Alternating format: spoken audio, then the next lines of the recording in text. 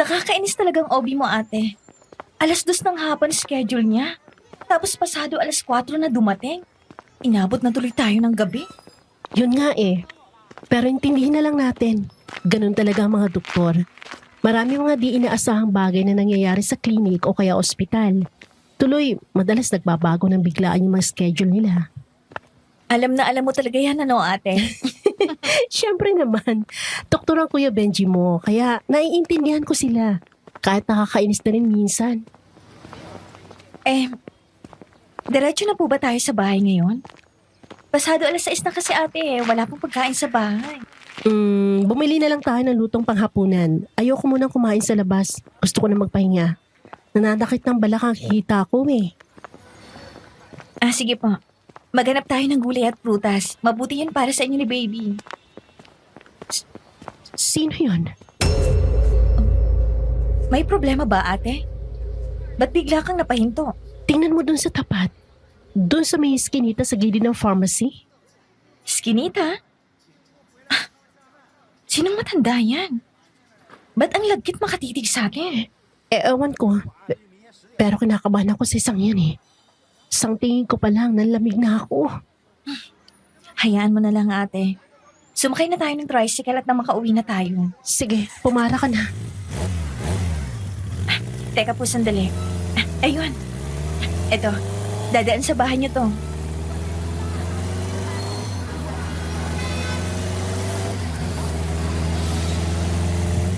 Diyos ko, paano nakatawid ka agad yung matanda? Sumakay ka na, ate! Bilis! May problema ba kayo mga ining? Bakit parang takot na takot kayo? Kasi po, Manong, may nagmamatsyag sa amin. Oh, nasaan na yun? Ba't nawala na lang bigla? Ang bilis na katawid tapos naglaho. Guni-guni lang ba natin yun? Totoo yan, ate. Tayong dalawang nakakita eh. Nako, mag-iingat kayo. Lalo kapag gabi. Buntis ka pa naman. Mamaya, mabiktima kayo ng mga aswang. Aswang po? Huwag na natin pag-usapan masyado at baka makasama sa ating mong buntis. Basta paalala ko lang, mag-iingat kayo. Lalo kapag madilim na. Lagi kayo magdala ng bawang kahit saan kayo pumunta. Lagyan nyo rin ang mga bintana at pinto ng bahay ninyo. 1998. 22 anyos pa lang ako nito at kakagraduate ko lang sa kursong Political Science. Bumiyahe ako noon mula Davao papuntang Iligan City. Imbis kasi na mag-proceed na agad sa law school, minabuti ko munang tumuloy sa bahay ng kapatid kong si Kuya Benji. Kasama niya sa bahay ang asawang si Ate Rose na buntis po noon. Kailangan ni ate ng makakasama sa bahay. Doktor kasi si Kuya kaya madalas siyang wala. Subalit ang inaasahan naming maayos na pagbubuntis ni ate ay nauwi sa isang madilim na trahedya.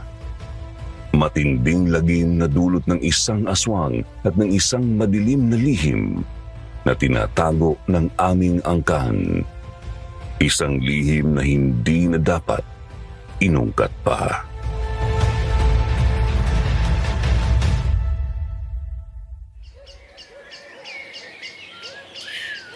Ay, sa wakas nakauwi na rin. Kainis na matandang yun. Di na tuloy tayo nakabili ng panghapunan. Tawagan na lang natin yung food house sa may labasan. Magpati tayo rito. Ayoko na rin lumabas ka ngayong gabi eh. Mamaya nandyan lang pala yung taong yun. Nakakaanin.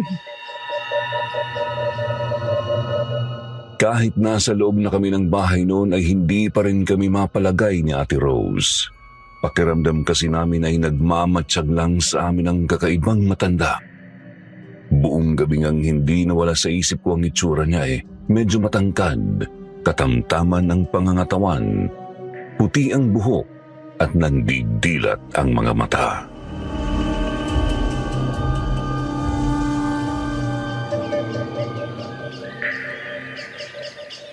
Ate, tabi muna tayo ngayong gabi Doon na muna siguro ako matutulog sa kwarto niyo ni Kuya.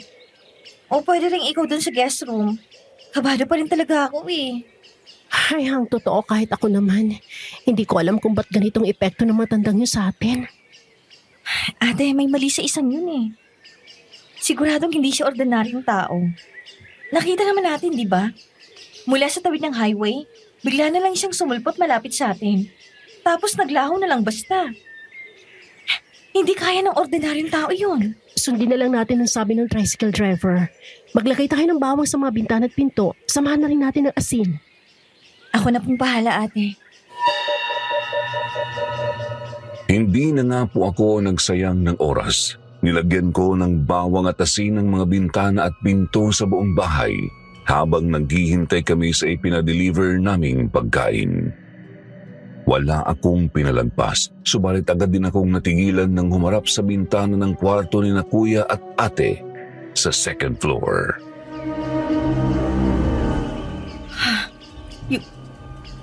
Yung nasa tapat.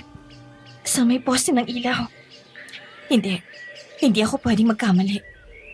Paano nakarating dyan ang matandang yan? May mali talaga sa hayop na yan. Kailangan kong balikan agad si ate.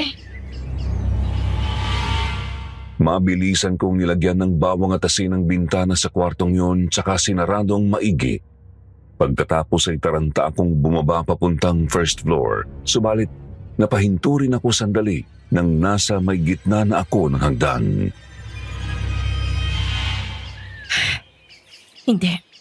Hindi ako pwedeng humarap kay ate ng ganito. Baka matakot siya. Umangamba masyado. Hindi makakabuti yun sa kanya. Kailangan kong huminahon. Kailangan kong mag-isip ng mabuting gawin. Nang mapakalma ko na ang sarili ay tumuloy na ako sa baba. Sakto namang tumunog ang doorbell.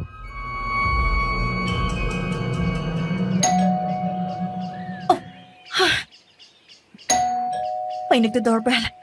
Sino kaya yan? Hazel, pagbuksan mo na yan nasa pinto. Baka yan na yung delivery. Inom na ako ng tubig. Sige po, ate. Pero dali mo lang yung supot ng asin at bawang ha. Mahirap na. Napalunok ako ng laway nang muling tumunog ang doorbell. Lumapit ako sa pinto at binuksan ito. Sumilip ako. Natanaw ko ang sementadong bakod na hanggang balikat lang ang taas. Nasa labas ang delivery boy ng kainan. Nilagpasan ko siya ng tingin. Napansin kong wala ng tao sa ilalim ng poste na nasa tapat ng bahay. Kaya naman dali-dali ko nang kinuha ang pagkain saka inabot sa lalaki ang bayad. Babalik na sana ako sa loob ng... Oh, ano yun? Ate? Ate, anong nangyari? Ate Rose? Ate! Taranta akong napakaripas ng takbo papasok ng bahay. Pagdating sa kusina ay nakita kong nakasalampak sa sahig si Ate Rose. Nakasandal siya sa may ref. Basag ang isang baso sa sahig at may tumilapong tubig. Kapansin-pansin ding bukas ang back door.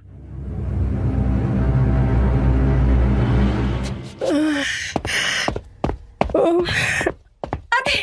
Ano nangyari dito? Ba't nandiyan ka sa sahig? Nadulas ako. Halika, alalayan kita. Ano ba kasi nangyari? Ba't nadulas ka? At saka bakit bukas na yung pinto? Hindi sumasagot ng maayos si Ate Rose habang tinutulungan kong makatayo. Panay-ungol lang siya at parang wala sa sarili. Kaya naman lalo akong kinabahan. Inalalayan ko siya papuntang sala saka pinaupo sa couch. Pagkatapos ay bumalik ako sa kusina. Isasarado ko sana ang back door, subalit Mga bakas? Bakit may mga bakas ng paa dyan sa likod bahay? Wala naman yan dyan kanina. Mukhang minamaligno talaga kami ni ate. Tawagan ko na lang kaya si kuya. pagkasara ko ng pinto ay dali-dali akong bumalik ng sala. Tulalang nakaupo si ate. Lumapit naman ako sa telepono at tinawagan ko nga si Kuya Benji.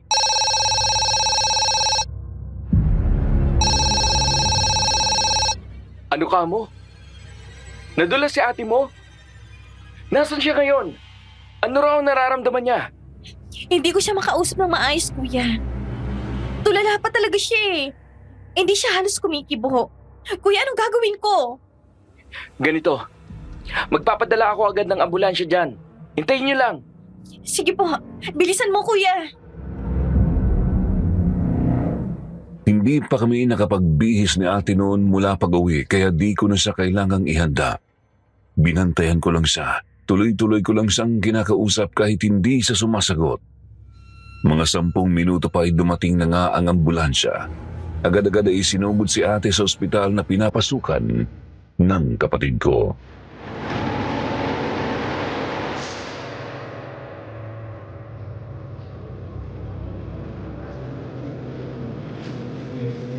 Ano ba kasing nangyari, Hazel? Bakit nadula si Rose?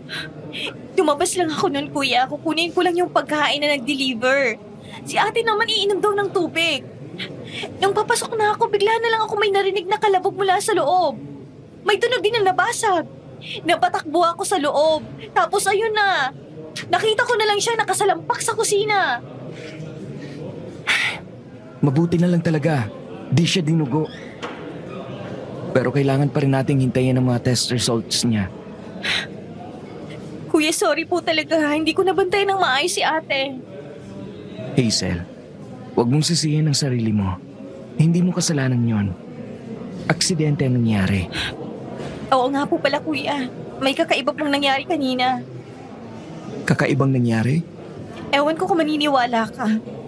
Pero mukhang inaaswang si ate. Inaaswang? Paano mo naman nasabi? Isinalaysay ko kay Kuya Benji ang tungkol sa kakaibang matanda. Simula nung una namin siyang nakita ni Ate Rose hanggang sa makita ko siya sa tapat ng bahay, hindi ko rin kinalimutan sabihin ang kakaibang mga bakas sa likod bahay. Mukhang tama ang hinala mo. Hindi nga malabong inaaswang ang mag-ina ko. Naniniwala ka kuya? Matagal ng kwento-kwento sa pamilya natin ang tungkol sa mga ganyan. May sabi-sabi pa nga. Kaya raw iniwan ni Lola Celo si Lola Nisay dahil may alam si Lola sa itim na salamangka. Kaya kahit pa doktor na ako ngayon, hindi ko pa rin maisantabi ang mga ganyang anggulo. Hindi naman kasi ako masyadong nakikinig kay Lolo kapag nagkakwento ng ganyan dati. Hayaan mo na. Posibilidad pa lang naman yan. Di pa tayo sigurado. Ang maganda nating gawin ngayon ay manalangin. Teka sandali. Tawag ako ng doktor na tumingin kay ate mo. Naging stable naman po ang kalagayan ni Ate Rose noong gabing yun. Bagamat hindi talaga siya kumikibo halos kapag kinakausap. Konting mga salita lang ang nasasabi niya gaya na lang kapag ayaw niyang kumain o kapag humihingi ng tubig. Kaya naman nang sumunod na hapon ay agad na siyang na-discharge. Nag-leave din muna si Kuya Benji para maalagaan ang asawa.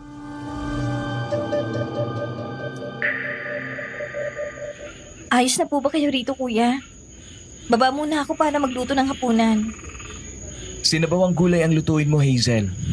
Para naman lumusog si ate mo. Kuya, tama kaya na nilabas siya agad sa ospital? Hindi ako doktor pero sa nakikita ko kasi parang matamlay pa rin si ate. Nangangayayat na nga po siya oh. Wala kasi talaga kami makitang mali sa kanya eh. Kaya naisip kong baka makabuti kung dito na siya sa bahay magpagaling. Kung ganun, bakit pumirma ka ng waiver? Hindi naman na kailangan yun. Kung kusang napadischarge ang isang pasyente ng doktor niya, di ba? Nalaman mo pala? Ang totoo, may binabalak ako na di pwede sa ospital.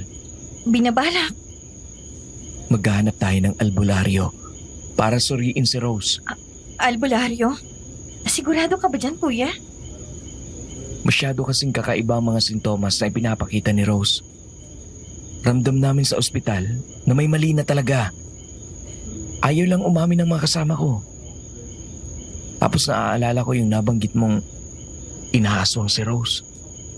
Posible kaya may nagawang aswang kay ate? Hindi malabo. Naisip ko na baka pumuslit siya sa backdoor nung lumabas ka sa harap. Tapos di na niya nasarado ang pinto nang lumabas siya ulit.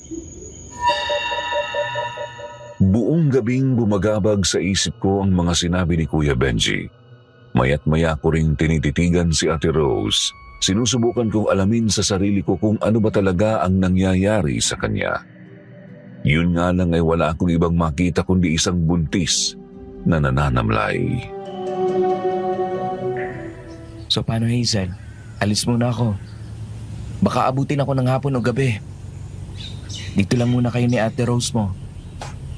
Huwag na huwag kang lalabas. Huwag mo siyang iwan. Ako nang bahala rito, kuya. Mag-iingat ka at sana makahanap ka kaagad. Kinabukasan din po noon ay umalis nga si Kuya Benji para maghanap ng albularyo. Kami lang ni Ate Rose ang naiwan sa bahay. Binantayan ko siyang maigi. Napansin kong lalo pa siyang pumayat at nanamlay. Ate, sige na, kumain ka na. Kahit konti lang. Napakapayat mo na, oh. Makakasama sa inyo ni baby yan. Ayoko. Ayoko kumain. Tubig na lang. Uminom ka kahit isang baso. Sige na, ate. Ayoko. Ayoko ng kahit ano. Ay, Diyos ko naman, ano bang gagawin ko? Hindi ko na alam kung paano matutulungan si ate. Kuya Benji, nasan ka na ba? Sana makabalik ka na agad. Kailangan na ni ate ng tulong. Pahina na siya ng pahina. Gumulong ang mga oras. Lalo pang nanamlay si Ate Rose. Umabot pa sa puntong hindi na talaga siya gumagalaw. Paghinga na lang niya ang pinanghahawakan kong senyales na may pag-asa pa. Hanggang sa sumapit ang 5:00 ng hapon, dumating si Kuya kasama ang isang matanda. Ang pakilala niya ay siya si Mang Emilio, isang albularyo. Hindi maganda to. Ano pong nakikita niyo, Manong? Pasensya ka na, Benji. Pero wala na ako magagawa. Nahuli na tayo. Huwag naman kayo magsalita ng ganyan, Manong. Baka naman may alam pa kayong pwedeng gawin. Kahit sinong albularyo ay wala na magagawa. Huli na tayo. Nahuli na tayo. Mula pa ng puntong naiwang mag-isa ang asawa mo. At nadulas ka mo. Paano magiging huli na? Nadala pa naman namin siya sa ospital noon. Naging stable pa po si ate noon bago siya humina ng humina. Ganito, Benji. Dali natin ang asawa mo sa likod bahay. Higa natin siya roon sa may bakuran. Bakit po kailangan doon? Hindi sapat na ipaliwanag ko lang. May ipapakita ko sa inyo. Nagtataka man ay sinunod na lang ni Kuya ang matanda. Binuhat nga po niya ang kanyang asawa papuntang likod bahay. Inihiga niya ito sa mismong lupa ng bakuran na may bermuda. Ano pong gagawin niyo dyan sa posporo? Tingnan mong maigi, Benji. Huwag kang pipikit. Ay, Diyos ko! Ano? Paano? Totoo ba itong nakikita ko, Rose? Paano nga? Bakit nagkaganyan ang asawa ko, Manong? Bakit? Walang paglagyan ang hilakbot ko noon. Nagsindi ng posporo ang albularyo at dinampi niya ang apoy sa daliri ng paa ni Ate Rose. Noon din ay agad na sumiklabang malaki-laking apoy, nilamon ang buong katawan ni Ate Rose. Ngunit katakatakang hindi nasusunog ang mga damo sa kinahihigaan niya. Sa isang kisap mata rin ay nagbago ang katawan ni ate. Mula sa pagiging katawan ng tao ay isang katawan ng puno ng saging na ang tinutupok ng apoy. Hindi! Hindi to totoo! Paano nangyari to? Imposible! Puno ng saging? Puno ng saging ang kasama namin dito sa bahay? Gabunan. Isang gabunan ang may gawa nito. Gabunan? Isang makapangyarihang uri ng aswang. Dinudukot niya ang kanyang biktima. Tsaka pinapalitan ang katawan ng puno ng saging. Ang katawan ng puno ay gagalaw, makakapagsalita, at mabubuhay na parang tao. Kamukha rin ito ng biktima. Ang nakita mong nakasalampak sa sahig ng kusina, Ineng, ay hindi na ang Ate Rose mo. Isa na lamang yung kopya. Teka ho, Manong. Ano nangyari yon? Naglagay naman kami ng asin at bawang sa mga pinto ng bahay. Kahit sa backdoor meron din. Dahil nga isang gabunan ng salarin, hindi basta tumatalab sa kanila ang mga pangkaraniwang pangontra lang.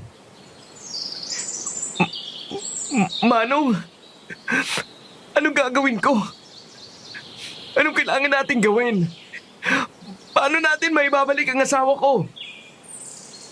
Uulitin ko, Benji. Nahuli na tayo. Pasensya na.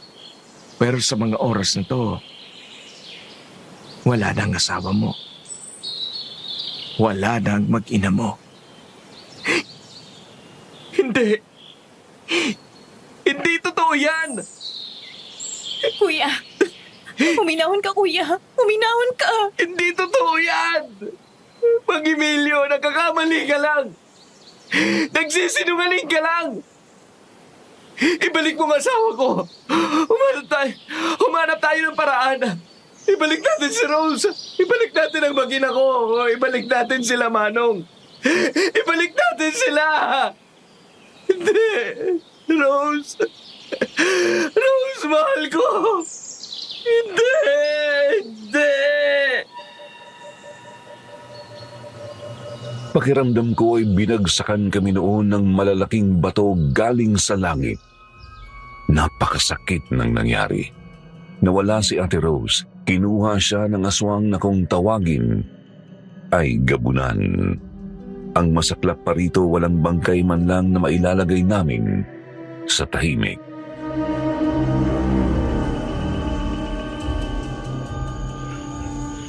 Kuya, nakaalis na si Mang Emilio. Puntahan na lang daw natin siya ulit kung kailangan. Bayaan mo nang walang kwentong matandang yon. Albularyo ko, no? Pero hindi maibalik ang asawa ko. Hindi ba lang ako matulungan para tugisin ang gabunan na yon? Pinaliwanag na ni Mang Emilio sa atin kanina. Masyadong malakas ang isang gabunan. Hindi sapat ang kakayahan niya para patayin ang ganung uri ng halimaw. Mabuti nga sinabi niyang totoo eh. Hindi siya nagpanggap para lang mabayaran mo. Hindi nun mababagong katotohanan, wala siyang silbi. Kuya naman eh, tama na yan. Ang dami mo nang nainom. Hindi matutuwa si Ate Rose niyan. Paano ba matutuwa kung patay na nga? Ah! Patay na si Rose. Alam mo ba yun? Patay na si Rose. At ang anak namin. Pinatay sila ng lecheng demonyong yon. Kuya, huminahon ka! Ano ba? Huminahon? Gusto mo kong huminahon?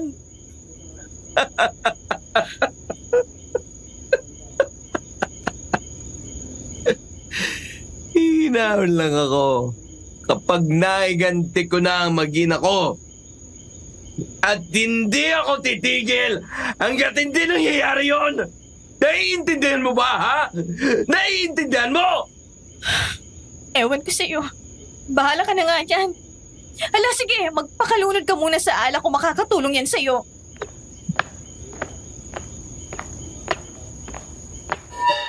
Iniwan ko na muna si Kuya Benji sa kusina. Ayokong makipagtalo sa lasing. Dumiretso ako sa kwarto ko para matulog, subalit hindi man lang ako dinalaw ng kahit konting antok. Dilat ako sa magdamag, kaya naman namalayan ko nang magbukas-sara ang main door. Bandang 4:00 ng umaga, nag-alala ako para sa kapatid ko. Natatakot akong baka kung ano ang gawin niya. Noon din ay bumangon ako at dali-daling lumabas. Kuya Benji, saan ka pupunta? Ang aga pa. Aalis ka? May pupuntahan lang ako. Saan ka pupunta? Teka, kaya mo na ba magmaneho? Naglasing ka kagabi eh. Mamaya niyan, madisgrasya ka pa. Sinabi ko na sa'yo, Hazel. Hindi ako titigil. Hahanap ako ng paraan para makaganti. At isa lang naiisip kong makakatulong. Makakatulong? Makakatulong sa'yo ang pumatay ng gabunan? Oo. Si Lola ni Sai. Agad ay nanigas at nanlamig ako sa kinatatayuan nang marinig ang pangalang sinabi ni Kuya. Si Lola Nisay, ang lola naming mangkukulam. Sa naaalala ko, ito ang lola namin na iniwan ng aming lolo dahil nga sa baluktot ang tinatahak nitong buhay. Pero kuya, hindi tayo dapat lumapit sa kanya. Maigpit na bilin yan sa atin ni na Lolo Celo at kahit si Mama, baka mapahamak lang tayo. Wala nang mag-ina ko, Hazel. Wala na akong dahilan para mag-alala para sa buhay ko. Pero huwag kang mag-alala. Hindi naman kita sasama eh. Siyempre, ayoko rin madamay ka. Pasensya na kung nag-aalala ka para sa akin. Pero buo ng pasya ko. Pupuntahan ko si Lola ni Sai. Sasama ako. Hazel naman eh. Kakasabi ko lang. Ayaw kitang idamay dito. Damay na ako, kuya. Pinag-aalala mo na ako eh. Kung iiwan mo lang ako rito, malulunod lang ako sa konsensya at pangamba kaya sasama ako. At buo na rin ang pasya ko. Hazel, Pero, tsaka na tayo umalis kapag medyo mataas ng araw. Pareho pa tayong walang tulog eh. Lanao del Norte pang punta natin, magpahinga muna tayo. kaya nga. Huwag ka na lang sumama. Sige, umalis ka. Iwan mo ko. Kapag nalaman ko kung sino yung gabunan na yon, una akong susugod doon at hindi mo ako mapipigilan. Naman eh. Kahit kailan ka talagang... O siya, sige na. Balik sa loob. Magpahinga muna tayo. Sa totoo lang ay natatakot ako sa isiping pupuntahan namin si Lola Nisay. Marami nga naman kasing masasamang mga sabi-sabi tungkol sa kanya. Pero naisip ko ring baka naman hindi talaga totoo ang mga yon. Baka kwento lang talaga yon para siraan siya. Hiniwalayan at iniwan nga kasi siya ng lolo namin, di ba? Hindi malabong gawa-gawa na lang ang mga kwento tungkol sa kanya. Ano? Handa ka na? Handa na kuya, tara na. Malayo pang biyahe natin. Sigurado ka na ba talagang sasama ka? Oo. Una, gusto kong siguraduhin wala kang gagawing kalokohan. Wala ka pa sa sarili ngayon eh. At ikalawa, kahit paano may bahagi rin naman sa puso ko na gustong gumante. Kung may maayos na paraan para mahanap at mapatay natin yung gabunan, gusto ko na rin yon para kay Ate Rose. At sa pamangkin ko dapat. Umalis kami ni Kuya Benji pagkatapos na ng tanghalian. Kalmado naman siya noon, bagamat ramdam ko pa rin ang kinikimkim niyang matinding galit at lungkot. Bumiyahe kami papunta sa isang tagong bahagi ng Lanao del Norte. Nakarating kami mga bandang 4:00. Ipinarada ni Kuya ang kotse sa isang liblib na baryo. Sigurado ka bang ito na yun, kuya? Oo. Ang problema lang, di natin alam kung saan banda ang bahay ni Lola ni Sai. Ang alam ko lang kasi, medyo malayo raw yun sa iba pang kabahayan. Magtanong-tanong na lang tayo. Sana lang may sumagot. Ayun, may naglalako ng banana queue. Tanungin natin. Manang? Manang, sandali lang po. Magandang hapon sa inyo. Bibili ba kayo? Sige po, Manang. Bibili po kami. Pero may itatanong lang din sana kami sa inyo. Tanong, ano yon? May kilala po ba kayong Nisay? Matanda na po yun. Siguro nasa mga... Hindi nyo dapat binibigkas ng bastang pangalan ng isang yon. Bakit po, Manang? Kung kilala niyo siya, siguradong alam niyong binabalot ng dilim ang kanyang pagkatao. Bakit niyo ba kasi siya hinahanap? Hindi biro ang susuungin niyo kapag nakaharap niyo siya. Lahat kami rito ay ayaw lumapit sa kanya. Kahit ako na isang albularya, hindi rin makalapit sa kanya. Iputi nga, pumipermi lang yun sa bahay niya. Ang totoo, mga apo niya ho kami. Kailangan lang po talaga namin siyang makita at makausap. May importanteng kailangan lang po ako. Ay, mga apo niya kayo! Ay, Diyos ko! Lumayo kayo sa akin! Lumayo kayo sa amin! Umalis na kayo rito! Umalis na kayo! Natigilan kami ni Kuya Benji sa inakto ng matanda. Sinubukan pa naming magtanong sa ibang mga taga roon pero mabilis nang gumalat na apo nga kami ni Lola Nisay. Wala na tayong mapagtanungan, kuya. Umiiwas na talaga sa atin ang mga tao eh. Kung makatingin sila sa atin, parang may nakakahawa tayong sakit. Mas malala pa nga ron ang tingin nila sa atin eh. Para sa kanila, nagdadala tayo ng malademonyong sumpa. Tutuloy pa ba tayo? Kung ganyan ang reaksyon ng mga tao, ibig sabihin, delikadong tao nga talaga si Lola. Ibang nakikita ko. Kung ganyan ang tingin nila, ibig sabihin, napakalakas talagang mangkukulam ni Lola Nisay. Lumalakas ang kutob kong matutulungan niya ako magigante. Patindi ng patindi ang kaba ko noon pero ayoko namang iwan si Kuya kaya hindi ako makaalis ng basta. Ang ginawa namin ay sinubukan naming alamin kung saan ang bahay ni Lola Nisay.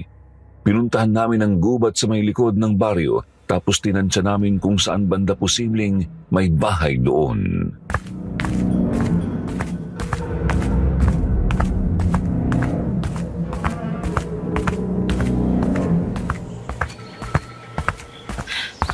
Padilim na. Wala pa rin tayong nahanap. Tsaka sa totoo lang, kuya, kinikilabutan na ako. Napakasama na ng pakiramdam ko. Kanina pa nananay yung balahibo ko. Sinabi ko naman sa'yo, di ba? Dapat di ka na lang sumama. Kaya ko naman tumag-isa eh. At ayaw nga kitang madamay. Kuya, teka, sandali. Oh, bakit? Tingnan mo dun banda, oh, may matandang babae. Ha? Oo nga no. Nakatitig sa atin. Lalong nanlamig ang kalamnan ko nang makatitigan ang matandang babae. Nakatayo siya noon sa may halamanan sa ilalim ng isang puno. Napakapayat at bako ang likod. Puti ang buhok na hanggang bewang. Nanlalalim din ng kanyang mga mata. Gusto ko nang magsalita noon. Gusto kong sabihan si Kuya na tumalikod na kami at umalis. Pero hindi ako makakilos. Kahit konti ay wala ring makalusot na boses sa lalamunan ko. Magandang hapon po, Manang. Magtatanong lang sana kami. May hinahanap kasi kami. Ay, kanina ko pa kayo hinihintay, mga apo. Kilala niyo po kami? Nakita ko na sa panaginip kung pupunta nga kayo rito para hanapin ako. Isa pa, mukha mo palang lalaki. Hawig na sa lolo-selo mo nung binata pa siya. Ay, sige na. Sumunod kayo sa akin. Doon na tayo sa bahay mag-usap. Mabagal na lumakan si Lola Nisay. Kita kong halos hirap na siyang ihakbang ang mga paa kahit pa may hawak siyang kahoy na sungkod. Gayunpaman ay nanatili lang kami ni Kuya sa likod niya. Hindi kami nagtangkang sumabay sa kanyang lakad. Tuloy-tuloy lang kaming sumunod hanggang sa may matanaw na kaming kubo. Nakatayo po iyon sa gitna ng talahiban. May katabi itong patay na puno. Iyan na po ba ang bahay niyo, Lola? Oo, ito na nga. Hali kayo. Pasok kayo sa loob. Dito tayo mag-usap. Lola, pwede po bang dito na lang tayo sa labas mag-usap? Hazel, tara na sa loob. Pero kuya, Halina kayo. Huwag kayong mag-alala. Hindi ako gagawa ng hindi magugustuhan ng bawat isa sa inyo. Apo ko pa rin naman kayo. Tumitig ulit sa akin si Lola Nisay. Napatingin din ako kay Kuya Benji. Napalunok ako ng laway saka sumunod na kami kay Lola papasok. Sa loob ng kubo ay bumungad sa amin ang isang simpleng bahay. Iisa lang ang sala, kusina at tulugan. Iisa lang din ang bintana sa bandang kaliwa. Sa bandang likod ang isang maliit na mesa tapos may tokador sa may kanan. Pinaupo kami ni Lola sa sahig, doon banda sa dingding na may bintana. Siya naman ay naupo sa harap ng tokador. Padaling na po sa labas noon.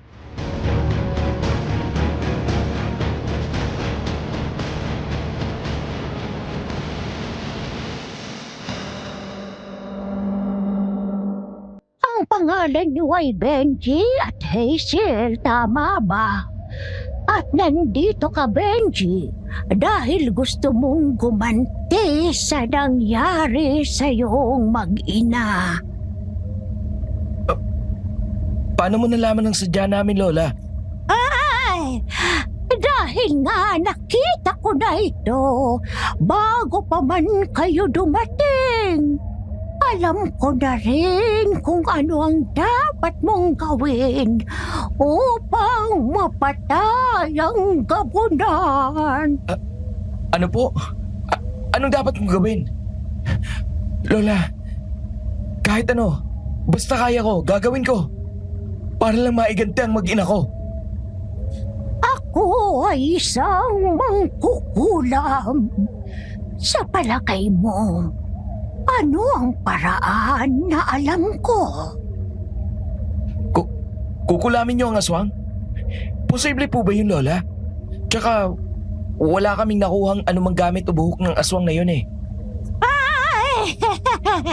Ay, Benji, napakalakas na uri ng nilalang ng isang gabunan. Hindi uubra sa kanila ang simpleng kulam na naririnig ninyo sa mga kwento. Kailangan natin ng isang mabigat na alay para sa gagawing pangungulam. At hindi ako ang gagawa. Ikaw mismo ang gagawa. Ako po? Pero, wala ho akong alam sa pangungulam, Lola Nisay. Isa akong doktor. Wala akong ganyang kapangyarihan. Kailangang ikaw ang magsagawa. Hindi ko na rin kaya dahil matanda na ako. Mamamatay lang ako at mabibigo kapag pinagtangkaan ko ang isang gabunan. Pero paano nga po? Ano gagawin ko para makapangulam? Ipapasa ko sa'yo ang itim na kapangyarihan. Ikaw ang susunod sa akin bilang mangkukulam. teka sandali kuya. Huwag kang papayag. Hindi na tama yan. Hindi tamang tanggapin mo ang ganyang uri ng kapangyarihan. Sisirain lang niya ng buhay mo. Kahit si Ate Rose mismo, hindi yun magugustuhan. Hazel! Hindi ikaw ang magpapasya. Ang kuya mo ang magpapasya. Hindi mo kailangang magsalita. Manahimik ka lang dyan. Makinig at manood. Ayos ba yun, mahal kong apo? Hindi ako makagalaw. Sa puntong yun ay napakabigat na ng pakiramdam ko sa loob ng kubo. Pakiramdam ko ay nalulunod na ako sa makapal at madilim na hangin. Sa isang titig lang din ni Lola Nisay sa akin ay biglang di na ako makagalaw. Naistatwa ang buo kong katawan. Kahit magsalita ay hindi ko magawa para sana pigilan si Kuya Benji. Ano na, Benji? Tatanggapin mo pa? Opo, Lola. Tatanggapin ko. Magaling, apo ko. Magaling. Ngayon, umupo ka sa gitna nitong sala, patalikod sa akin. Iumuko ka. Sige po, Lola. Halata kong nagkukumahog na rin ang kaba at kilabot ni Kuya Benji. Gayunpaman ay sinunod pa rin niya ang sinabi ni Lola Nisay.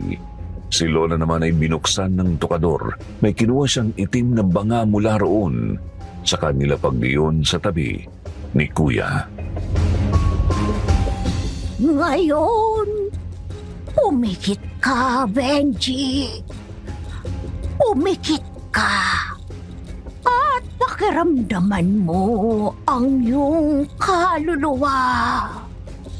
Pakiramdaman mo ang iyong kalooban. Buksan mo ang iyong puso. Buksan mo ang iyong sarili. Hayaan mong dumaloy ang kapangyarihan papunta sa iyo. Pinipilit ko pa rin gumalaw pero di pa rin talaga ako makakilos. Lumuhod si Lola Nisay sa likod ni Kuya. Nilagay niya ang magkabila niyang kamay sa sariling batok. May kinaka pa siya roon. Hindi ko makita kung ano mula sa kinauupuan ko. Domine Tunebrarum, Domine Daimanum, Odi Eclarorim Mayum, Odi Prices Mayas, Adver Spiritum Tuum, Adhang Animan. Pabigat pa ng pabigat ang hangin.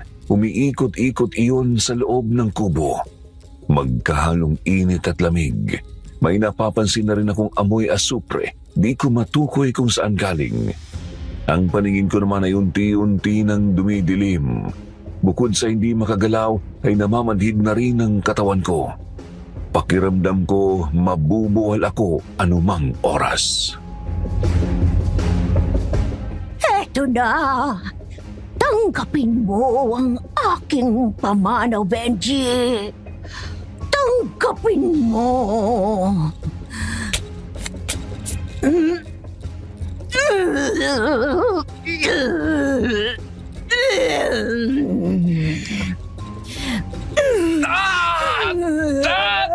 Tama na, Lola! Tama na! Ano yan? Napakasakit! Lola! Wag!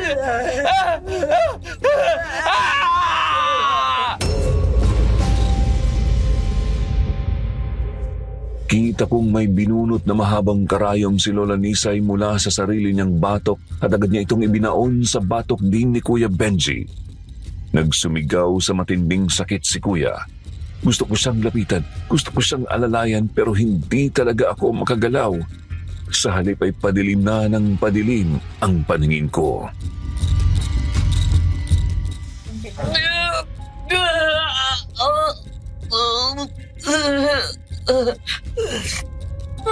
Kuya!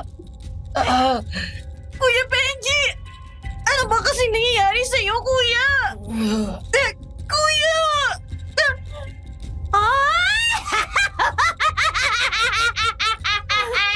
Hindi! Demonyo! Demonyo ka! Demonyo ang lola namin! Hindi!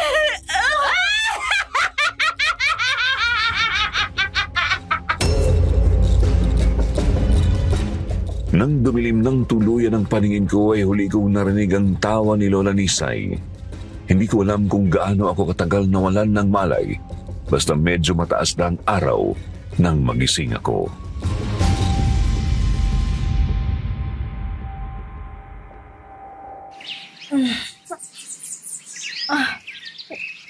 Umaga na pala. Kuya? Kuya, nasan ka? Kuya Benji? Kuya? Ah! Bungo! Ba't may sariwang bungo dyan sa tukador? Bungo yan na matanda. Kuya? Matanda? Sinong matanda? Nagulat ako nang biglang magsalita si Kuya Benji. Hindi ko kasi agad napansing nasa kamilang sulok pala siya ng kubo, nakaupo. Isang tingin ko pa lang sa kanya ay pansin ko na agad ang matinding pagbabago. Kumulubot ang kanyang balat, lumubog din ang kanyang mga mata. Si Nisay. Bungo yan ni Nisay. Ang katawan niya. Nilibing ko na. Patay na si Lola. At ano bang nangyari sa'yo? Ano ba kasing ginawa sa'yo ni Lola?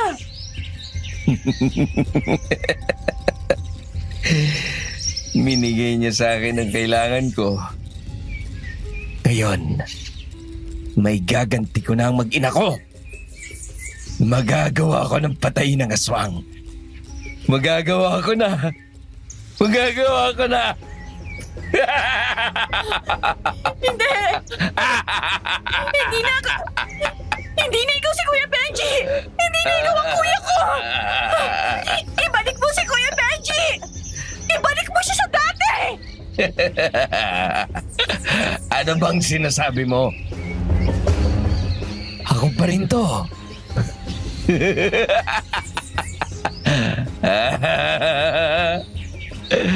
Ako pa rin si Benji. Ako pa rin ang kuya mo. Ako pa rin ang asawa ni Rose. Ako ang asawa ni Rose! Si Rose! Si Rose ang pinatay ng aswang! Ang asawa ko na pinatay ng gabunan! Narinig mo ba yon? Pinatay ng gabunan ng asawa ko! Pinatay ng aswang ang mag-ina ko! Pinatay sila ng halimaw!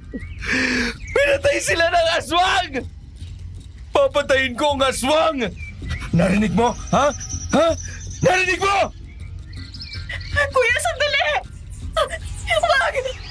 Huwag ka lalapit sa akin! Papatayin ko ang kabunan! Papatayin ko ang aswang! Igaganti ko ang asawa ko! Igaganti ko! Gaganti ako! Gaganti ako! Maawa ka sa... Kuya! Bigla na lang lumapit si Kuya sa akin at sinakal ako pasandal sa dingding. Nagkatitigan kami. Kitang-kita kong wala na siya sa kanyang sarili noon. Namumula ang mga mata niya at madiin ang pagtitiim ng mga ngipin. Nilunod ako ng napakatinding takot. Hindi ko na alam kung ano ang gagawin ko, kaya naman napilitan akong tadyakan ng sikmura niya. Nagulat siya sa ginawa ko. Sandaling lumuwang ang pagkakasakal niya sa akin. Kinuha ko ang pagkakataon para makatakas at dire-diretso akong lumabas ng kubo.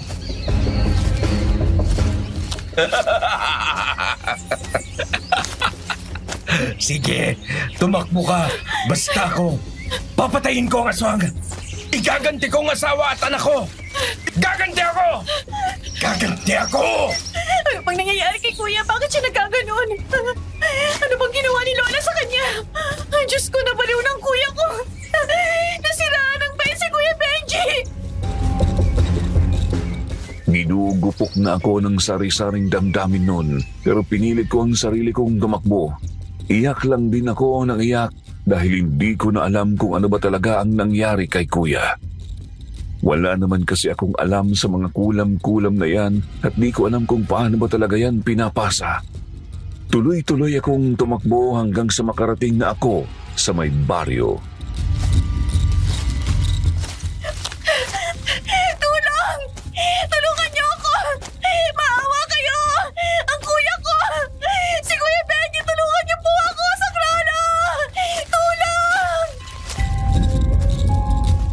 Nagtawag ako ng tulong kahit kinakapos na ako ng hininga.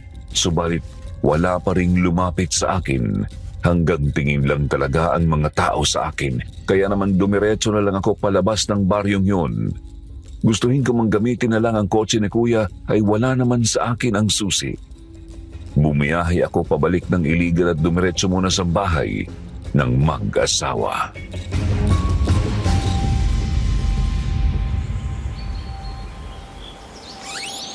Nakakakilabot na tong bahay na to. Ayoko na sanang bumalik dito. Kaso nandito mga gamit ko. Isa pa, napakalayo pa ng Davao. Kung didiretso ako pa uwi. Bukas na siguro ako babiyahe.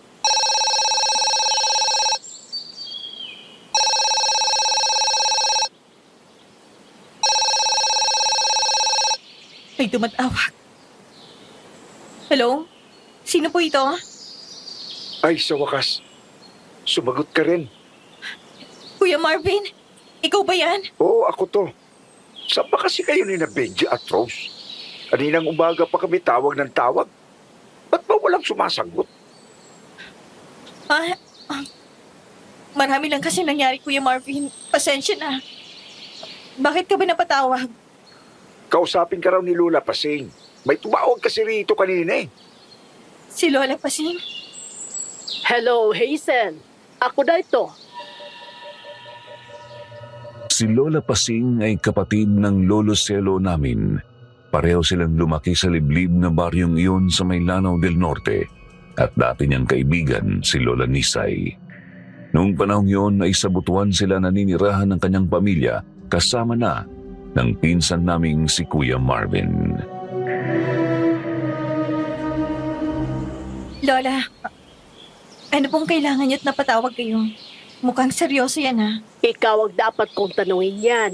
Ano bang nangyari at napunta kayo ron sa bahay ni Nisay? Paano niyo po nalaman la? May tumawag sa amin na taga-baryo kaninang umaga. Nagbalita na may mga dumating nga. Ang sabi raw ay mga apo sila ni Nisay. At sumakto sa inyo ni Benji ang nilarawan niya. Lola, kasi po, Sabihin mo sa akin ang lahat, Hazel. Sabihin mo ng buo. Walang labis at walang kulang. Huwag na huwag kang magsisinungaling. Inuwento ko nga po ang lahat-lahat kay Lola Pasing. Sinimulan ko sa nangyari kay Ate Rose hanggang sa naging pasya ni Kuya Benji. Sinabi ko rin ang nangyari nang magising ako nung umagang yon at ang napansin kong pagbabago ni Kuya.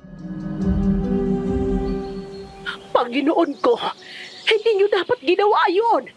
Hindi kayo dapat lumapit man lang kay Nisay. yun na nga po Lola eh. Kaso ayaw paawat ni Kuya. Desidido siya makaganti. Tsaka yun, hindi ko na alam kung ano nangyari kay Kuya. Makinig ka, Hazel. Sinapian na ngayon ang kuya mo ng masamang espiritu. Isa yung madilim na espiritu nagpasalin-salin na sa angkan ni Nisay mula pa nung panahon ng mga Kastila. Oo, totoong posibleng makulam no ng isang gabunan. Pero lalamunin no ng kuya mo. Lola, ano na pong gagawin natin? Mababalik pa ba natin si Kuya sa dati? Yan ang hindi ko alam. Ganito na lang. Pupunta kami dyan. Babiyahe kami agad mamayang gabi. Bukas kami makakarating. At tapos, tingnan natin kung anong magagawa natin. Sige po, hihintayin ko po kayo. Huwag mong kakaligtaang manalangin at humingi ng proteksyon sa Panginoon, ha, Hazel? At magpahinga ka na muna. Siguradong pumusda ang lakas mo ngayon. Opo, Lola Pasing. Salamat po sa paalala. Pagkababa ng tawag ay kumain muna ako. Napakatahimik ng bahay ng mag-asawa. Walang ibang nag-iingay kundi ang mga kubyertos na gamit ko. Hindi ko rin naubos ang hinain ko dahil nalungkot ako. Na-miss ko rin bigla si Ate Rose. Pagkaligpit ng pinagkainan ko ay pumasok na ako sa tinutuluyan kong kwarto. Diyos ko. Panginoon, tulungan niyo nawa kami. Sana malagpasan namin tong bangungot na to. Sana maibalik pa si Kuya sa dati. Sana po, bulungan niyo ang puso ni Kuya. Napakagulo ng isip at kalooban ko noon, subalit dahil sa matinding pagod at nanghihinang katawan ay nakatulog din ako agad. Napakalalim ng tulog kong yun. Nagising lamang ako nang marinig kong may nagbubukas ng gate. Ang gate po kasi sa bahay ni na kuya ay yung mga pahabang bakal lang na parang grills. Basta may susi ka, pwede mong ilusot ang mga kamay mo mula sa labas para buksan ang kandado noon. Sino kaya yung nagbubukas ng gate? Wala namang ibang may Ay, si Kuya Benji. Umuwi. Napabalikwas ako ng bangon nang mapagtanto kung sino ang nagbubukas ng gate. Tinignan ko ang orasan, 10:00 pasado ng gabi. Sumilip ako sa bintana, nakita kong pumasok sa gate ang kotse ni kuya. Ginarahe niya yun tsaka bumaba siya para isarado ulit ang gate. Bumalik siya sa sasakyan at may kinuha sa backseat. Agad ay nanlaki ang mga mata ko nang may kinarga siyang isang batang babae. Mukhang wala itong malay. May kinuha pa siya mula sa loob ng kotse, isang sako na hindi ko agad nalaman ang laman. Ano bang ginagawa ni Kuya? Sino ba yung batang yun? Kuya? Sino yung batang yan? Ba't mo yan dinala rito sa bahay? Anak ng gabunan. Ano? Natuntun mong gabunan? Bakit mo dinala yan dito?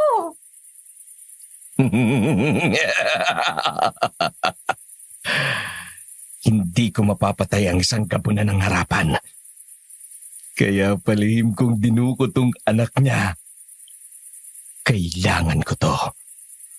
Para sa gagawin ko. Nababaliw ka na ba? Lulusubin tayo ulit ng halimaw dito sa bahay dahil sa ginawa mo.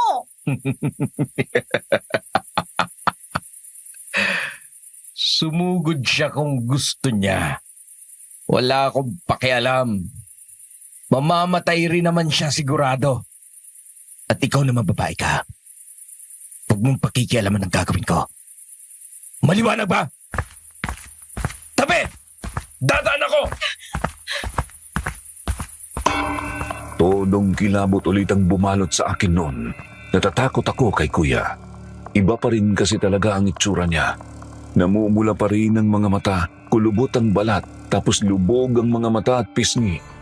May kakaiba ring presensya na nagmumula sa kanya. Pakiramdam ko dumilim ang paligid nang makatitigan ko siya. Lumakad siya. Nilagpasan niya ako. Dumiretso siya sa second floor doon sa kwarto nilang mag-asawa.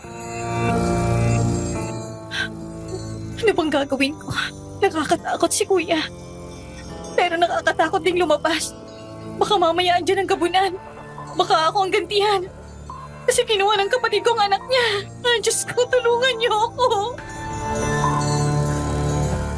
Sa takot ay dali-dali akong pumunta sa tinutuluyan kong kwarto. Doon ay nanalangin ako ng nanalangin dahil hindi ko rin naman alam kung ano ang gagawin. Umaasang may milagrong maganap na makatulong sa akin at sa bata. Ilang minuto ang lumipas. May kumakatok sa main door. May tao. Sino kaya yan? Sana matulungan ako niyan. Mabilis akong lumabas ng kwarto at pumunta sa sala. Pagbubuksan ko na saan ang kumakatok nang bigla itong magsalita. Ibalik mo ang anak ko. Kung sino ka mang pangahas ka, ibalik mo ang anak ko. Dahil kung hindi mo magugustuhan ang gagawin ko. Pagbuksan mo ako at ibalik mo ang anak ko. Ang gabunan! Nandito ang aswang! Bahala na. Ang bata. Kailangan ko makuha ang bata kay Kuya. Lakas loob akong umakyat sa second floor. Pagkapanhik pa lang sa hagdan ay napatingin na ako sa pintuan ng kwarto ni na kuya. Kita kong may manipis na usok na lumulusot sa mga siwang nun. Kinilabutan ako, pero tinatagan ko ang sarili. Lumunok ako ng laway tsaka binuksan ko ang pinto. Kuya? Ano ba? Sandali akong natigilan sa nakita ng buksan ko ang pinto. Unang sumalubong sa akin ang manipis na usok na nagmumula sa isang paso na may insenso. Nakalapag yon sa gilid ng pinto. May 6 na kandilang itim din na nakatirik sa tokador na merong salamin. Kuya, itigil mo yan! Nandiyan ang aswang! Galit ang gabulan sa pagbuha mo sa anak niya!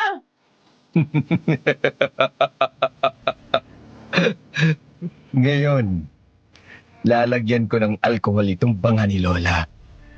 Kailangang mapapadahat ng mga karayom.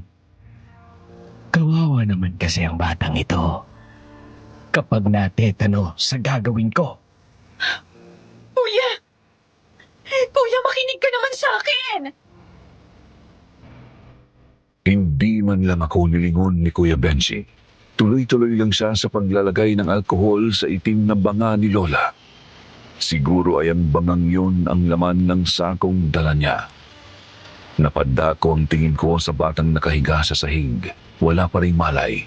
Lumingon ako ulit kay Kuya. Kinilabutan ako pagtingin ko sa kanya. Kumikibot-kibot ang niyang mga labi at may hawak siyang mahabang karayom. Siguro ay nasa 5 pulgada yun. Muli akong tumingin sa bata.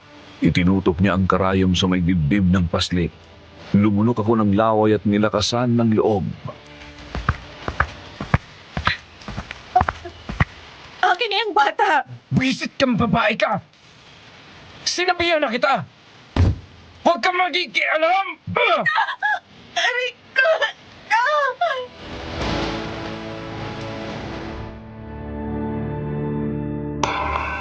Nagtangka akong lapitan ng bata para itakas. Subalit biglang kumilos si Kuya at itinulak ako ng malakas.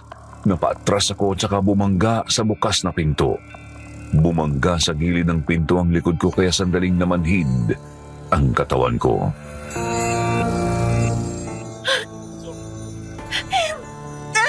Hindi na pwede ang ginagawa mo, Kuya! Galit na ang gabunan! Ginalit mo ang aswang! Hindi mo dapat dinamay ang bata sa ganti mo! At ang anak ko, pwedeng idamay? Ganun ba yon, ha? Ganun ba yon? Sumagot ka! Sagot! Kuya, hindi ganun yun! Uulitin ko. Huwag mo kong pakikialaman! Ilabas mo ang anak ko. Ibalik mo sa akin ang anak ko. Hangal! Ngayon, sisimulan ko ng dapat kong gawin. Mamamatay kang gabunan ka! Igaganti ko ang mag-ina ko! Lumuhod si Kuya sa tabi ng batang walang malay. Pinilit ko naman ang sarili kong makabangon pero medyo masakit talaga ang likod ko.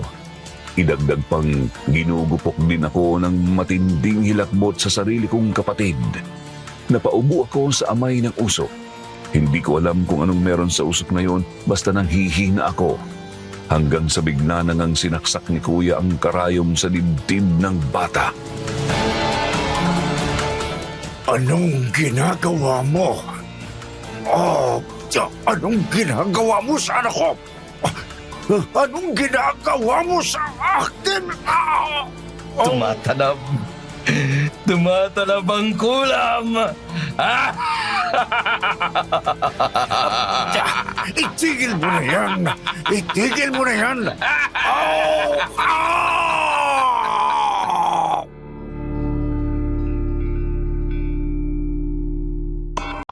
Kuya!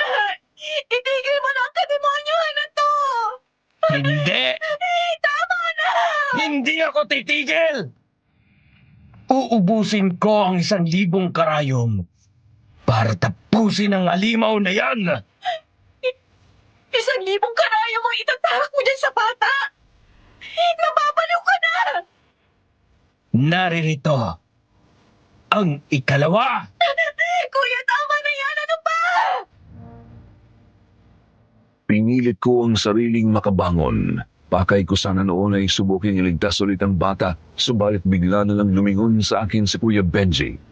Nakita kong umitim na ang kabuuan ng kanyang mga mata. Medyo nangungulay itim na rin ang kulubot niyang balat. Kuya! Sinabi ko na sa'yo, huwag kang mangingialam. Umalis ka na! Gawa ng matinding hilakbot ay naibangon ko ang sarili. Sunod ko na lang na malayang may hilo na akong tumatakbo palayo sa kwarto at bumaba sa hagdan.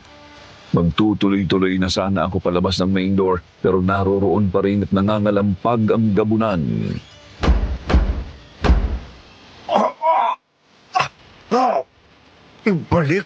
Ibalik lang, anak ko. Akin ang anak ko. Hindi ako pwedeng dumaan dyan. Doon sa likod. Sa likod ako lalabas.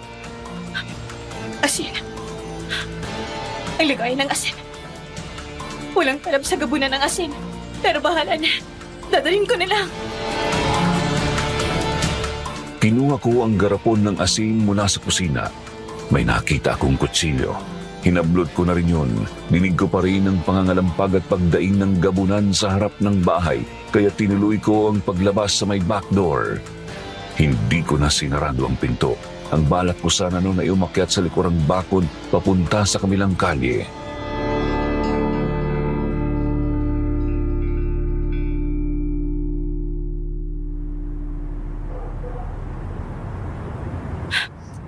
Paano ba ako aakyat dito sa bakod? Medyo mataas. Hindi ko abot.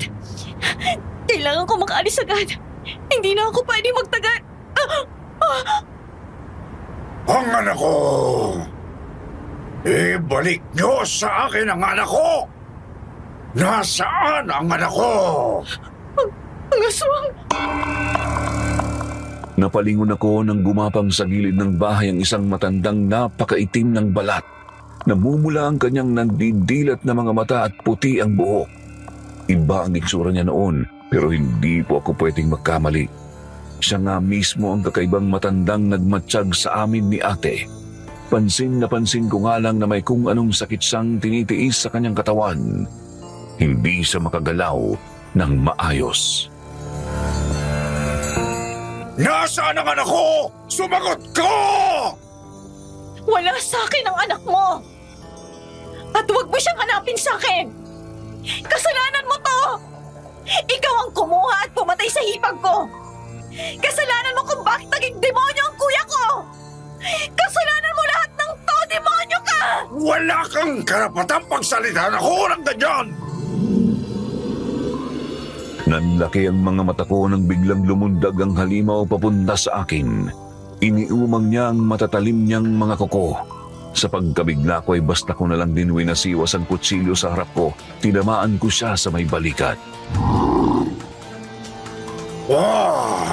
Buwisit kang babae ka! Lumayo ka sa akin, halimaw! Lumayo ka! Wala ka sa posisyong utusan ako! Natigilan ako ng suntukin ng gabunan ng sikmura ko. Tatagain ko pa sana siya ulit subalit napigilan na niya ang kamay ko. Nakuha niya ang batalim tsaka inihagis yun sa kung saan. Kung hindi niyo ibabalik sa akin ang anak ko, ikaw ang gagamitin kong bihag! Papatayin kita sa harap ng mangkukulam na yan! Hindi! Diyos ko! Papatayin kita at marami pang malalapit sa kanya! Hanggang sa siya mismo ang lumuhod sa harap ko!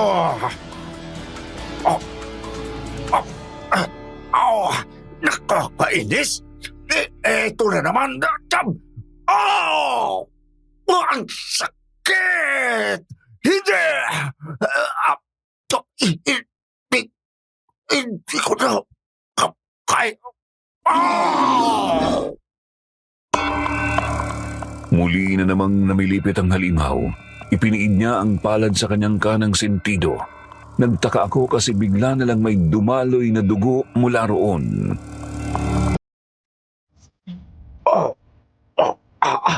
Ang anak ko, ibalik niyo sa akin ang mahal kong anak. Kahit ako na lang, pahirapan at patayin niyo. Ako na lang. Huwag lang, anak ko. Pagkakataon ko na to. Tatakas lang ako. Hihingi ako ng saklolo. Taranta akong bumalik sa loob ng bahay. Kinuha ko ang susi ng kotse ni Kuya Benji. Naroon lang yon sa may TV rack sa sala. Pagkatapos ay lumabas ako sa main door. Sandali akong natigilan kasi napakarami na palang dugo ng gamunan na nasa harap ng pinto. Nang matauhan ay taranta ko ng binuksan ng gate, tapos bumalik ako sa loob para sumakay sa kotse. Delikado to. Bibigay ng katawan ko. Kaya ko pa bang magmaneho? Tsaka, saan ako pupunta? Bahala na. Dadalhin ko na lang tong kotse sa may maraming tao. Tapos, bukas na ako mag-iisip. Pinaandar ko ang kotse palabas ng garahe. Hindi na ako bumaba para isarado ulit ang gate. Sa halip ay tuloy-tuloy akong nagmaneho papunta sa may kanto sa labasan. Doon ko ipinarada ang kotse sa gilid ng highway. Sinigurado ko lang na nakalak ang mga pinto. Konti lang ang bukas ng bintana sa may driver's seat. Sakto lang na mahanginan ako.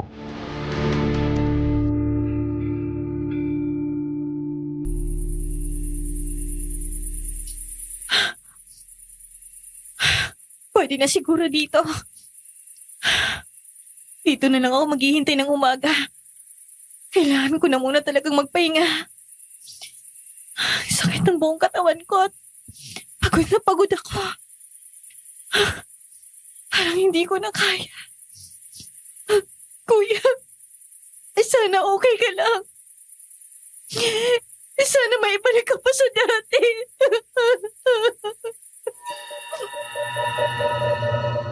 Nakatulog ako roon sa kakaiyak, puno ng pangamba at kilabot. Hindi ko na alam kung ano na ang nangyari sa bahay.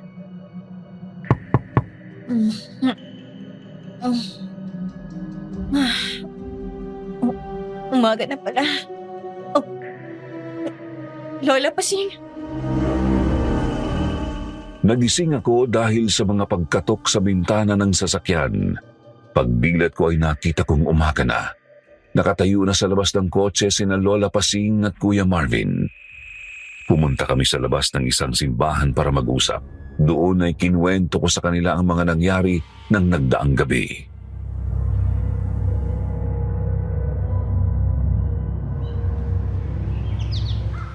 Lola Paseng, paano ba to?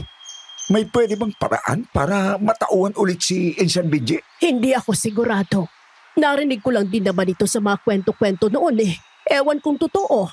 Ang kailangan daw gawin ay bunutin ang karayom na nasa batok ng isang isinumpa. Karayom? Sa batok? Oo nga. May napansin nga ako, Lola Pasing. May karayom na binunot si Lola Nisay sa sarili niyang batok. Tapos, binaon niya yun sa batok ni Kuya. Palagay ko hindi lang yung ganun eh. Bakit naman? Kasi diba, kung ganun lang pala kasimple ang solusyon, bakit hindi yan ginawa ni Lolo Selong dati pa lang? Umalis nga si Lolo eh. Iniwan lang si Lola Nisay. May punto ka naman, Apo. Kaya nga sabi ko, di rin talaga ako sigurado. Ikaw magtanong kaya tayo sa albularyo, Lola. Makakatulong kaya yon? Pwede. Bakit hindi ba? Subukan lang natin. Ang problema lang, mukhang hindi naman ganun kalakas yung nakilalang albularyo ni Kuya. Baka wala lang din siyang magawa. Tanungin pa rin natin, Hazel. Baka sakali, may maitulong siya sa pagkakataong ito. Sa pag-uusap namin yun ay nakapagpasya akong bisitahin si Mang Emilio. Natuntun naman namin ang bahay ng albularyo. Nabanggit naman kasi iyon sa akin ni Kuya Benji. Dali-dali naman kaming pinapasok ng matanda at kinausap. Ganito, Hazel. Magsasagawa ako ng pagtatawas para malaman kung ano eksakto ang nangyayari sa kuya mo. Batay kasi sa kwento mo, ay delikado kung pupunta lang tayo doon ng basta. Kung makakatulong yan, Manong, sige po. Bago tayo magsimula, pwede mo ba akong bigyan ng bagay na pagmamayari ng kapatid mo? Mas maganda kung isang bagay na malapit sa kanyang puso. Bagay? Etong susi ng kotse niya. Pwede na po. Mahalaga ito sa kanya eh. Nabili kasi nila ito ni Ate Rose nung bagong kasal pa lang sila. Oo, pwede na yan. Sandali lang at maghahanda ako. Inihanda ng albularyo ang pagtatawas. Kumuha siya ng puting mangkok na may tubig, isang kutsara at 2 kandila. Sinindihan niya ang isang kandila. Tumipak naman siya ng konti sa ikalawa at nilagay yon sa kutsara. Pagkatapos ay tinapat niya ang kutsara sa alab ng nauna. Nagsimulang manalangin ang matanda. Epektibo kaya talaga to, Lola? May talab ba talaga ang ganitong pagtatawas? Huwag kang maingay, ano pa? Baka kadistorbo ka sa ritual. Pasensya na po. Ilang minutong nanatiling tahimik ang paligid. Nakatitig lang ako sa alab ng kandila. Tahimik lang din ako pero todo na ang gabog ng dibdib ko. Ilang minuto pa tuluyan ang nalusaw ang tipak ng kandila sa kutsara. Binuhos iyon ng matanda sa tubig at nagulat kami nang may nabuong imahe. Matanda? Mukha ng matandang babae. Sino yan? Si Lola Nisay. Hindi ako pwede magkamali. Mukha talaga ni Lola Nisay yan. Kung gano'n ay sinisay nga ang dahilan ng pinagdaraanan ni Benji ngayon. Pero alam na natin ang bagay na yon. Sandali lang, hindi pa tapos. Gumagalaw pa ang tubig at ang lusaw na kandila. Hindi nga po nagkamali ang albularyo. Mabagal pero gumagalaw pa nga ang tubig noong sandaling yun. Kaya naman unti-unti pang nagbago ang imahe sa tubig. Mula sa mukha ni Lola Nisay, unti-unti itong nagkasungay hanggang sa naging ibang nilalang. Demonyo! Mukha ng isang demonyo! Noon mismong sandali rin yun ay napansin naming naging madumi ang tubig. Malinis naman yun nung una at lusaw na kandila lang ang pinatak doon.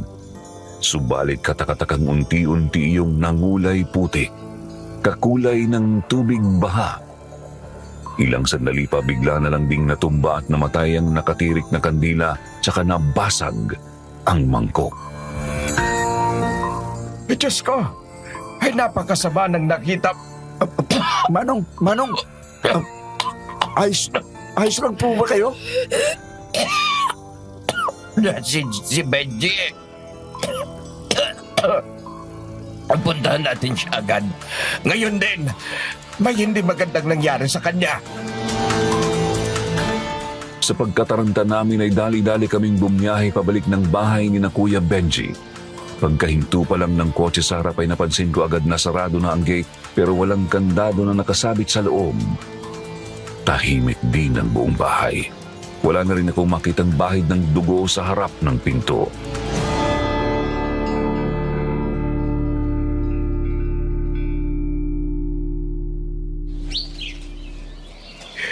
Napakasama na pakiramdam ko. Masyadong mabigat at madilim ang hangin sa lugar na ito. Parang nilamon ng dyablo ang buong bahay. Nararamdaman niyo ba kung kumusta na si Benji sa loob? Hindi. Hindi ko siya maramdaman. Wala akong ibang maramdaman kundi ang masamang enerhiyang naiwan. Hindi kaya umalis na si Benji? Wala na siya dyan sa loob ah. Hindi rin ganon. Alam kong naririyan siya. Yun ang nakita ko kanina sa pagtatawas. Pumasok na lang tayo, Mang Emilio. Nag-aalala na talaga ako para kay Kuya eh. Bago yon, manalangin muna tayo. Napatingin ako sa bintana sa second floor.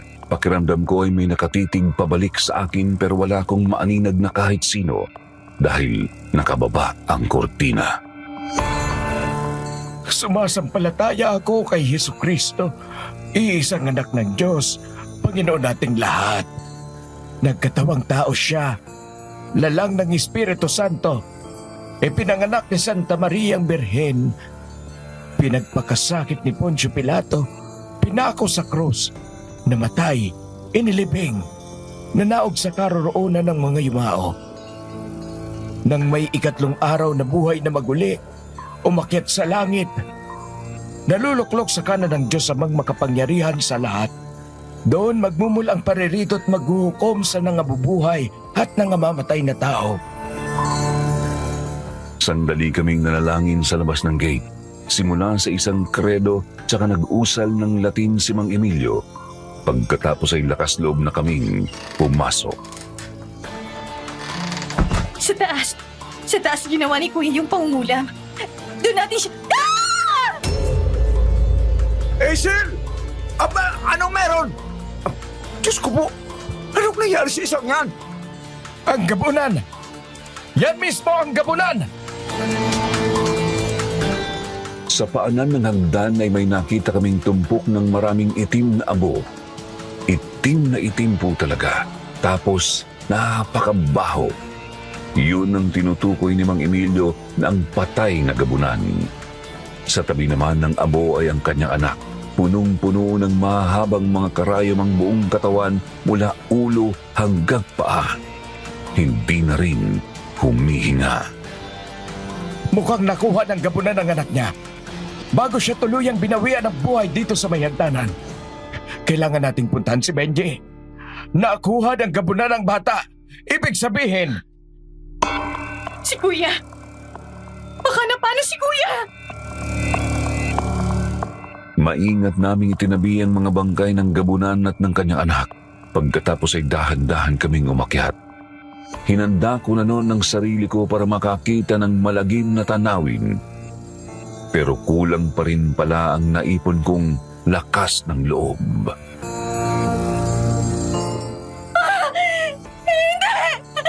Kuya Benji! Anong nangyari sa'yo? Hazel! Kuya! Hazel, huminahon ka! Kumalma ka, Hazel! Si Benji! Parang nilapa ng mamagis na hayop!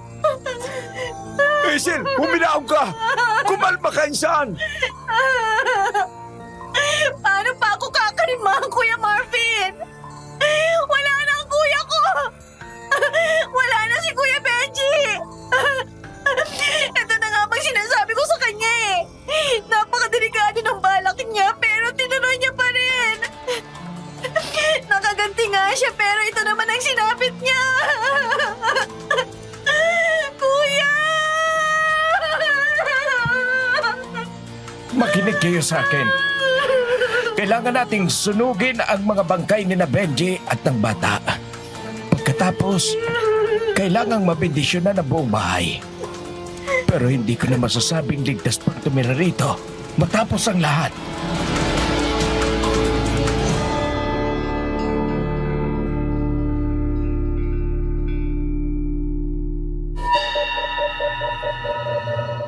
Noong umaga rin yun ay tumawag kami ng pulis.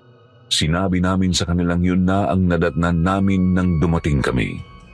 Ang katawan ni Kuya sa kanyang kwarto at ang bangkay ng bata sa may baba ng hagdan. Hindi maipaliwanag ng mga pulis ang nangyari kay Kuya Benji. Pero siya pa rin ang itinuring na prime suspect sa panunusok ng maraming karayom sa bata. Agad ding naisara ang kaso dahil wala nga namang kamag-anak ang bata para magsampa ng kaso. Pagkatapos ng investigasyon ay ipinakremate namin ang mga katawan ni na Kuya Benji at ng bata. Inilagay namin ang mga abo sa 3 mga banga kasama na ang abo ng gabunan. Tapos hinagis namin sa gitna ng laot. Yun po kasi ang minungkahing gawin ni Mang Emilio upang siguraduhin maseselyuhan ang mga abo. Sa awa ng may kapal ay nakausad naman po ako sa buhay. Ibinenta ko ang bahay ni na Kuya Benji. Nagpatuloy ako sa law school dito sa Davao at ngayon ay may sarili ng pamilya. Yun nga lang hanggang ngayon ay sariwa pa rin sa akin ang lahat. Ang malagim na bangungot na nagpapaalala sa aking may lihim sa angkan naming dapat manatiling nakabaon. Hanggang dito na lang po. Maraming salamat.